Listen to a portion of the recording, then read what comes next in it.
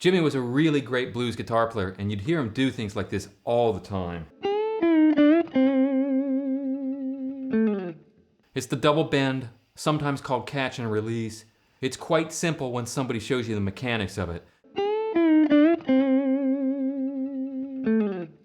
The prerequisite is that you've already got to be really good with string bending and have a strong left hand.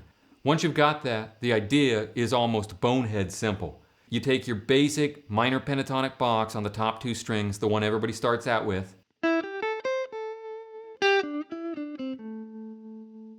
It works with some of the other minor pentatonic boxes up and down the fingerboard, but that gets into the system that I developed that I'm not going to unveil here. I'm not going to take you through how I view the fingerboard ultimately. You start with the basics. So on the second or the first string, your choice, you're going to pick the minor pentatonic scale note that's the highest note on that string. Pick the one that you want, then you're going to bend it up one full step. That's 2 frets. So when you bend it, for example, on the second string, you should hear the pitch go from here, 8th fret of the second string, bend in to the note that would sound at the 10th fret. And you want to be clean. You want your thumb wrapped around the neck. The motion looks like this. On the bend up to the pitch, you grab the adjacent string directly underneath the one that you're on. So because I chose the second string, I'm going to grab the third string underneath it. Look at how close these strings are together. If you look at that image closer and you see the third string butted up against the fourth string, don't worry about that. You're not going to be playing the fourth string. It's the third and second string that are ever so slightly separated, but very close to one another. So I'm grabbing the third string with the top pad of my finger. That's where the pad of my finger was on the second string. Catch the third string with the flesh above. That pushes the third string up, and so by the time the second string is to pitch, the third string below pushed up additionally about a half step. Effectively, this is a combination of a regular bend and a pre-bend put one right after the other. A regular bend, you just hit the string and you bend up.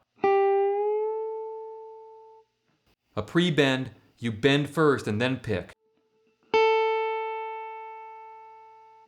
The better your hands get, the more they learn exactly what it feels like to get to the desired pitch that you want to get to. I just know, after this long of doing it, where a full step bend is, purely from the way it feels. I can be assured that by the time that I hit that string, I know it's going to be in tune. And then of course you want to release the bend. So that's a pre-bend with a release. Jimi's double reverse bend is just the combination of a regular bend with another pre-bend underneath it and then released. So the bend that starts it only goes up, you never hear the release, and the string below that is pre-bent is only released.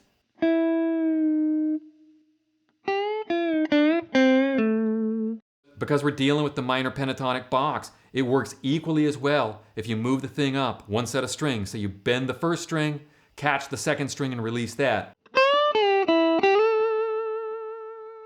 It sounds like a slide guitar lick. Jimi was a really great blues guitar player. He certainly would have been listening to Elmore James. In the right hand, you want to be really good with your string dampening. Forget the left hand now, and let's take a closer look at my right. The secret sauce is in the middle finger on the right hand. So you pick the note, bend it. The tip of the middle finger mutes the string, then you pick the string underneath, release that string, and finish out your phrase. If you're playing without a pick like Hubert Sumlin or Jeff Beck,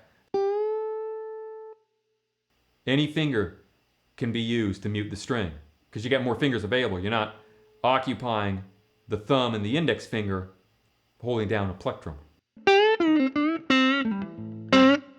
Otherwise, you have things ringing into one another, and it can kind of turn into a mess sometimes. It just kind of sounds out of tune. Most of the time, you don't want to do that.